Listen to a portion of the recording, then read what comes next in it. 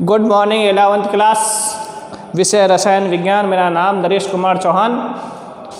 आज अपन जो वीडियो में टॉपिक पढ़ रहे हैं वो अपना है क्वांटम संख्याएं। मोस्ट इम्पोर्टेंट टॉपिक है। इस टॉपिक से 100% हाफ ईयरली और यहाँ तक कि NEET, JEE pre, mains, AI, triple E सब में क्वेश्चन आते हैं, ठीक है ना।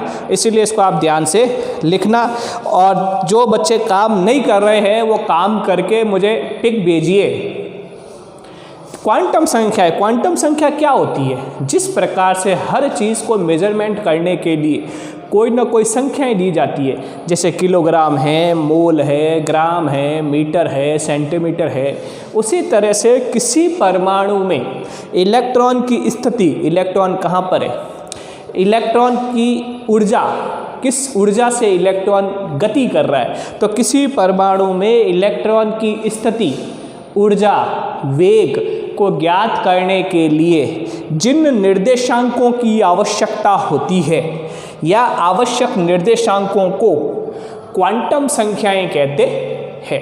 समझ में आ गई बात? किसी परमाणु में इलेक्ट्रॉन की स्थिति, ऊर्जा व वेग को ज्ञात करने के लिए आवश्यक निर्देशांकों को क्या कहते हैं? क्वांटम संख्याएं कहते हैं। इन्हें 4 भागों में बांटा गया। सबसे पहली है मुख्य क्वांटम संख्या, प्रिंसिपल क्वांटम नंबर, मुख्य क्वांटम संख्या। इस क्वांटम संख्या को n से, स्मॉल n से दर्शाते हैं।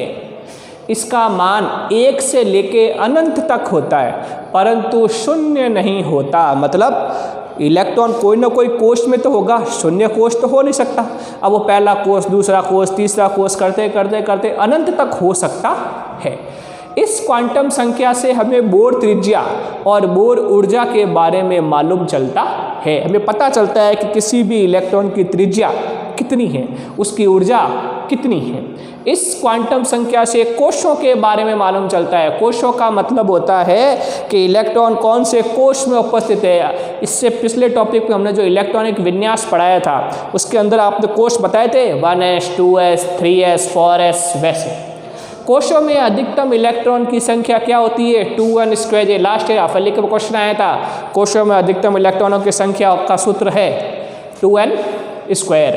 तो कोश कौन कौन से हो गए? K11, n की वैल्यू 1 2 3 4।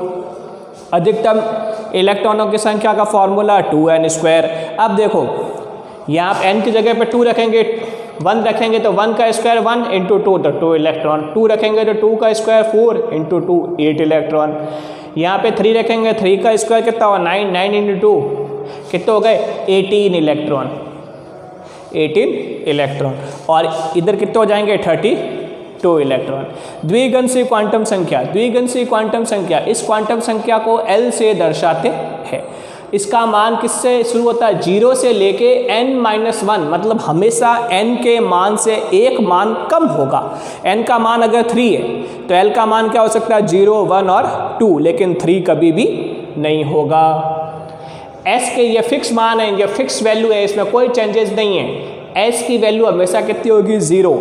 P की वैल्यू हमेशा कितनी होगी? 1। D की वैल्यू 2 और F की वैल्यू 3। इस क्वांटम संख्या से किसके बारे में पता चलता है? उपकोशों के बारे में पता चलता है। थर्ड पॉइंट है चुंबकीय क्वांटम संख्या। इस क्वांटम संख्या से m को दर्शाते हैं। किससे दर्शाते हैं इस क्वांटम संख्या को? Small m, magnetic quantum number. तो स्मॉल m से दर्शाते हैं।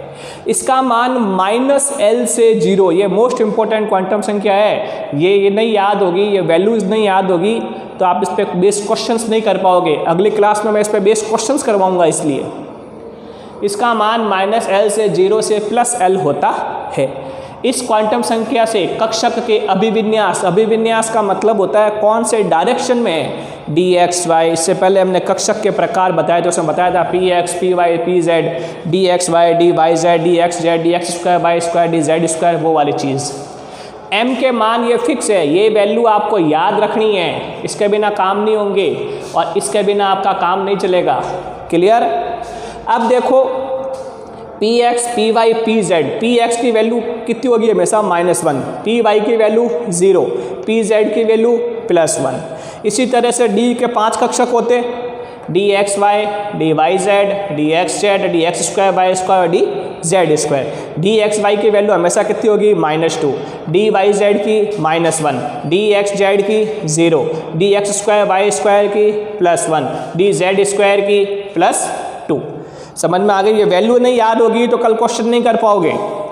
चक्रण क्वांटम संख्या, इस क्वांटम संख्या को s से दर्शाते हैं, स्मॉल s। किससे दर्शाते हैं? Small s। इंग्लिश में बोलेंगे स्पिन क्वांटम नंबर। स्पिन का मतलब घूमना, चक्रण।